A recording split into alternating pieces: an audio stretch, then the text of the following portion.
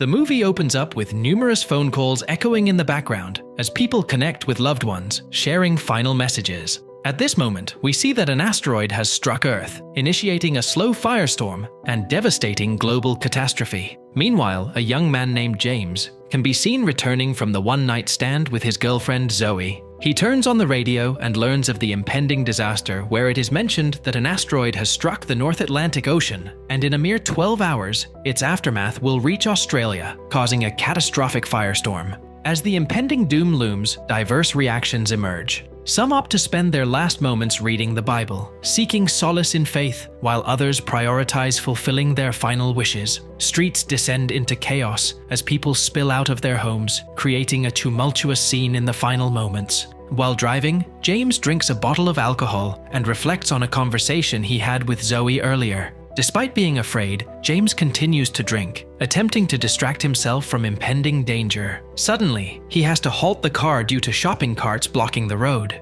To his dismay, an unsettling encounter unfolds when a man, armed with a sharp and long knife, enters his car and confronts him. Claiming betrayal and seeking revenge, the man urges James to follow his directions to find a man. Eventually reaching the location of the perceived betrayal, the man takes the car keys, instructing James to stay put. Following this, he gets out of the car and starts slashing another man with his weapon. Witnessing the disturbed individual committing violence, James seizes the opportunity to escape. Hiding beneath cover, he holds his breath until the danger passes and only emerges when it's safe. James emerges from his hiding spot and attempts to open the car door. Just then, a red van pulls up a short distance away. Two men exit and forcibly take a frightened little girl named Rose with them. Despite her desperate pleas, James initially doesn't pay much attention to the distressing situation and tries to steal their van. But after they depart, he feels remorseful as the sound of Rose's screams weighs heavily on him. Summoning courage, James decides to rescue the little girl. Inside the house, he discovers the men in a room and successfully incapacitates one with the hammer. However, another big man attacks James from behind, attempting to strangle him with a rope.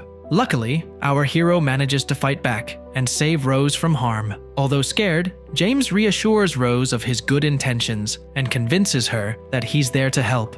Following this, he takes her to the van and inquires about her parents. James learns that Rose's mother has passed away, and her father, after running out of petrol, left her with the intention of seeking help from her Aunt Janice. Rose mentions that on their way, they encountered a threat, and her father hid her, but they got separated. Sympathetic to Rose's situation, James promises to take her to his sister's house as the van's fuel is running low. He assures Rose that he will eventually go to the party after ensuring her safety. Meanwhile, on their way, a voice on the radio claims that there are still 10 hours remaining before the catastrophe. Continuing his journey to the party, James makes a stop at his sister's house, intending to drop off Rose. James calls for his sister, but no one responds. Concerned, James opts to enter through the back door and searches for the family members. To his dismay, he notices water dripping from the stairs. James then asks Rose to go away while he looks around for his sister. Unfortunately, he walks upstairs only to discover a tragic scene. His sister and her husband have taken their own lives in the shower. Disturbingly, he also notices 3 cross marks on the side of the backyard, which seems to be the graves of his sister's children.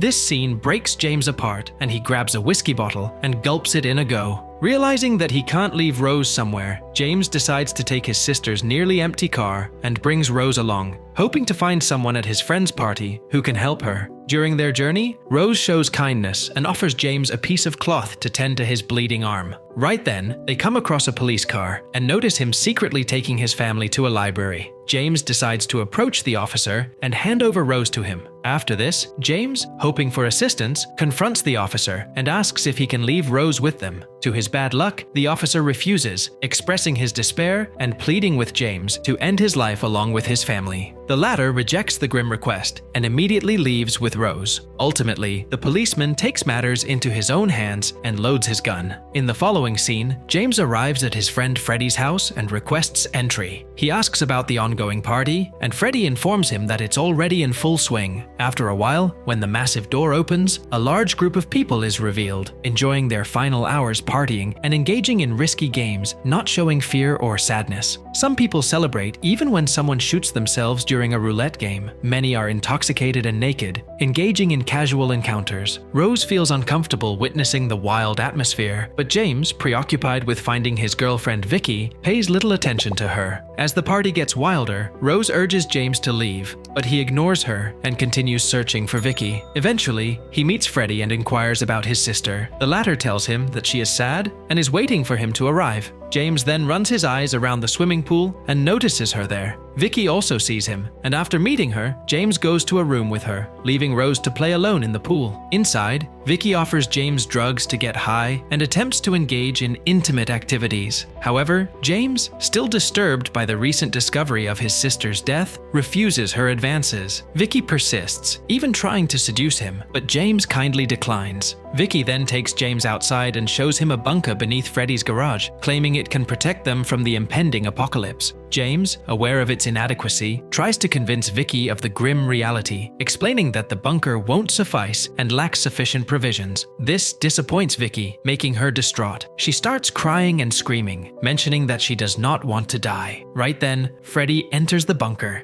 escalating the tension. He insists the bunker will save them, while James dismisses it as nonsense. Freddie tries to calm his sister down, and James leaves the scene.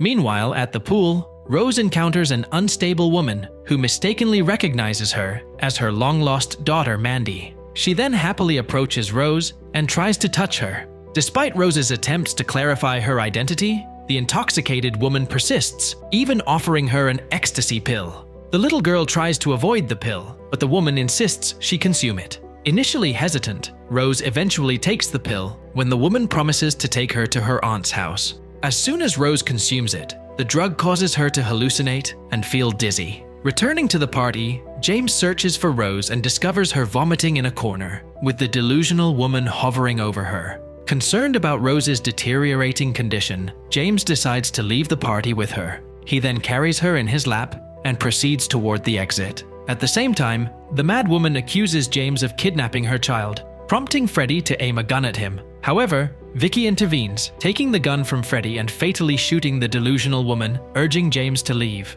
Using this opportunity, James walks out of the house with Rose. Recognizing Rose's worsening state, James decides to take her to his estranged mother's house. To his bad luck, he does not see any cars around the area. After a lengthy walk, James notices a cab, and while the owner is enjoying his beer, he steals it and drives it away. Treating Rose as if she were his own daughter, he provides water and expresses concern for her well-being. Upon arriving at his mother's house, James places Rose on a bed to rest. During this time, he engages in a conversation with his mother. The interaction reveals a strained relationship between James and his mom. As Rose recovers, James avoids disclosing his sister's death when questioned by his mother. She shares that she visited James's sister's house a day before, but was denied entry. The mother also expresses frustration for not being allowed to see her grandkids and blaming the sister's husband. In the next scene, James's mother reproaches him for the repetitive goodbyes, but ultimately forgives him, expressing her fondness for his visits. When James inquires about her plans for the remaining hours, she shares that she intends to pass the time by completing jigsaw puzzles. James then discloses his plan to take Rose to her father and asks if she has petrol for the car. Unfortunately, the mother reveals that her car got stolen, but mentions about the gallons in the garage. Without wasting any of the time, James visits the garage and takes 2 of the petrol gallons. Following this, before departing, James shares final words and bids farewell to his mother, holding her hand one last time. At this moment, she acknowledges his efforts to take the little girl to her father and bids him a heartfelt goodbye. In the next scene, James and Rose continue their journey to the latter's aunt's house in Malaga. During their journey, the radio announcer updates them on the complete devastation of Southeast Asia, indicating the imminent firestorm's arrival in Australia within hours.